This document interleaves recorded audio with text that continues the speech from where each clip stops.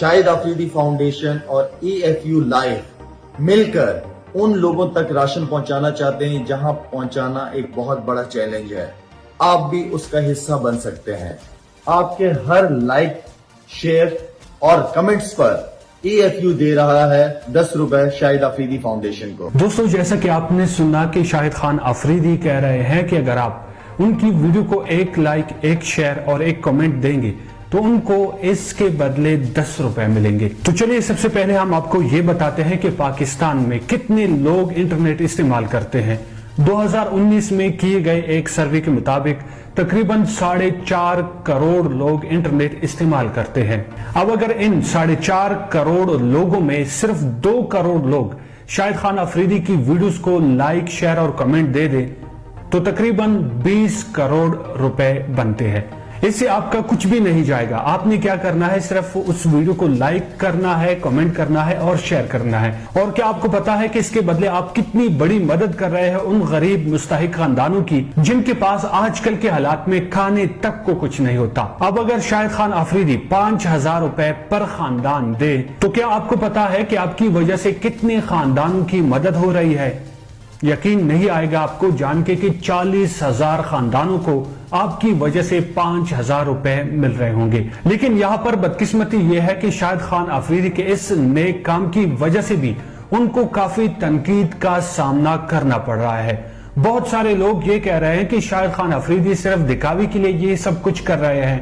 میں تو کہتا ہوں کہ اگر شاہد خان آفریدی یہ دکھاوے کے لیے کر رہا ہے تو اللہ کرے کہ ہر پاکستانی کرکٹر کو یہ دکھاوا نصیب ہو۔ اللہ کرے کہ ہر پاکستانی کرکٹر یہ دکھاوا کرنا شروع کر دے۔ ایسا دکھاوا جس کے ذریعے 40,000 خاندانوں کو 5,000 روپے ملیں گے، وہ بھی ایسے خاندانوں کو جن کے پاس آج کل کھانے تک کے لیے کچھ بھی نہیں ہے۔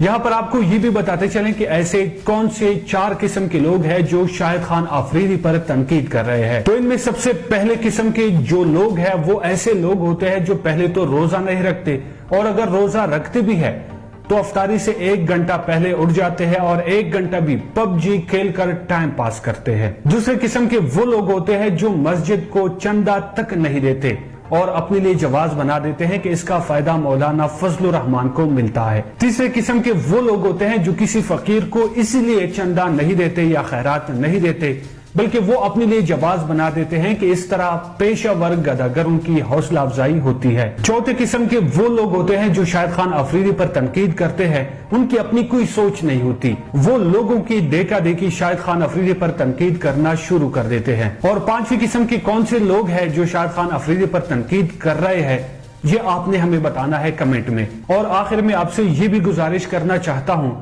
کہ آپ سے جتنا ہو سکتا ہے شاہد خان آفریدی کی مدد کریں۔ یہ شاہد خان آفریدی کی مدد نہیں ہے، یہ ان لوگوں کی مدد ہے جو آپ کے، ہمارے اور ہم سب کی مدد کے منتظر ہے۔ بلکہ میں یہ بھی کہنا ضرور چاہوں گا کہ یہ ان لوگوں کی مدد بھی نہیں ہے بلکہ یہ اپنی مدد ہے۔ انشاءاللہ اس کا اجر و ثواب ہمیں اللہ تعالی قیامت کے روز ضرور دے گا۔ دوستو، اگر آپ بھی شاہد خان آفریدی کی مدد کرنا چاہتے ہیں تو اس ویڈیو کو لائک، شیئر اور کمنٹ ضرور کیجیے گا، کیونکہ آپ کا اس طرح کرنے سے یہ میسج زیادہ سے زیادہ لوگوں تک پہنچے گا، اور جتنے زیادہ لوگ شاہد خان آفریدی کو اس کام میں سپورٹ کریں گے اس میں بھی آپ کا حصہ ضرور ہوگا۔ امید کرتا ہوں کہ آج کی ویڈیو آپ کو ضرور پسند آئی ہوگی۔ انشاءاللہ اگلی ویڈیو میں پھر ملتے ہیں، تب تک کے لیے اپنا اور اپنے پیاروں کا بہت سارا خیال رکھیے گا۔ باسط راہی کو اجازت دیجیے۔